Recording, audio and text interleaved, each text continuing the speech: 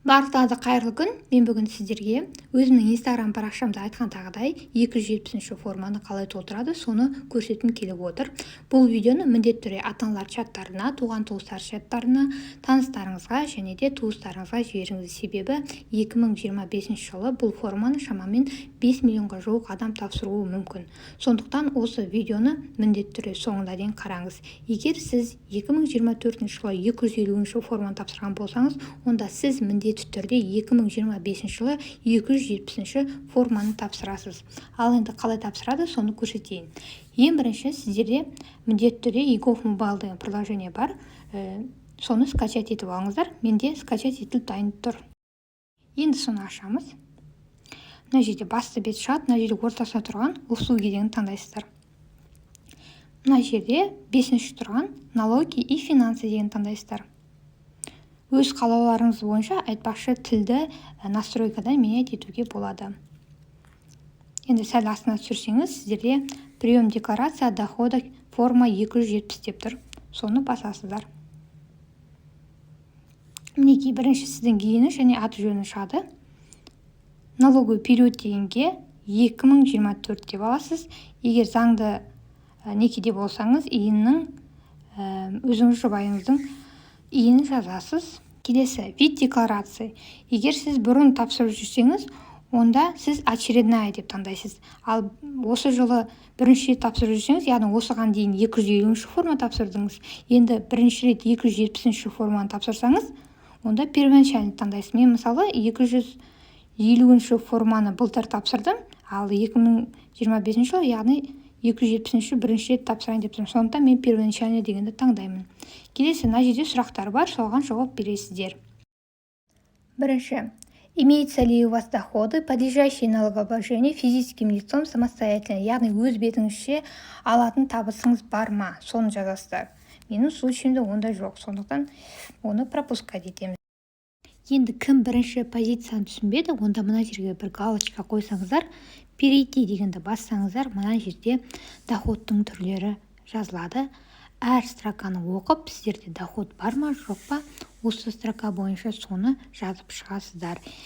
Жаңағы атыңызда үй болса, ол үйді сатсаңыз, содан түскен доходтарды осы жерге толтырасыз. Соңына дейін мұқият оқып шығуыңызға болады. Мінекей.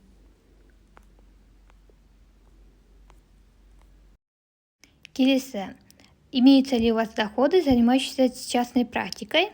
Бұл жерде егер нотариус болсаңыз, ЧСИ болсаңыз, адвокат болсаңыз, галочка қоясыз. Біздің положениеде ондай статус жоқ, сондықтан пропускаем. Келесі. Имеется ли у вас имущество за пределами Республики Казахстан? Яғни шетелде, Россияда, Турцияда үйіңіз бар болса, бұл жерге галочка қоясыз. Менің случайымда ол жоқ, сондықтан тоже пропускаем. Келесі. Приобретали и отчуждали вы имущество в течение отчетного календарного года, в том числе за пределами РК. Бұны кім жемқорлыққа қарсы комитеттерде жұмыс жасайды, сол қызметтегі адамдар толтырады, жай адамдарға бұл қажет емес. Келесі. Имеются ли у вас дебиторская либо кредиторская задолженность на 31 декабря отчетного налогового периода? Яғни сіз мына жерде біреуге қарыз болсаңыз, немесе сізге біреу қарыз болса, осы жерге галочка қойып толтырасыздар. Егер сіздің қарызыңыз банк алдында болса, екінші деңгейлі банк алдында, онда толтырудың қажеті жоқ. Келесі. Имеется ли у вас финансовая прибыль, контролируемая иностранной компанией? Яғни шетелдегі компанияда кірісіңіз болса, соны жазасыз. В моем случае онда жоқ, сондықтан я тоже пропускаю. Келесі, мына жерде код налогового органа дегенге қай жерде пропискаңыз бар, соны таңдайсыз. РГУ, комитет государственных доходов. Оның ішінде, мысалы, өзіңіздің пропискаңыз қай район, қай қалада, соны таңдайсыздар. Астына мына жерде галочка қоясыздар, сосын перейти к подписанию дегені басасыздар. Мінекей дәл осындай өте оңай әдіспен осы 270 форманы тапсыруға болады. Бұл видео міндетті түрде пайдалы деп ойласаңыз, барлық туыс-туғандарыңызбен, достарыңызбен бөлісіңіз. Себебі бұл форманы тапсырмасаңыздар, сіздердің счеттарыңыз адреске түсіп қалуы мүмкін. Былтыр осы форманы тапсырмағандықтан көп адамдар счеты арестте тұрды. Налоговый келген адамдар тіпті налоговый ішіне сыймай қалған кездерде болды.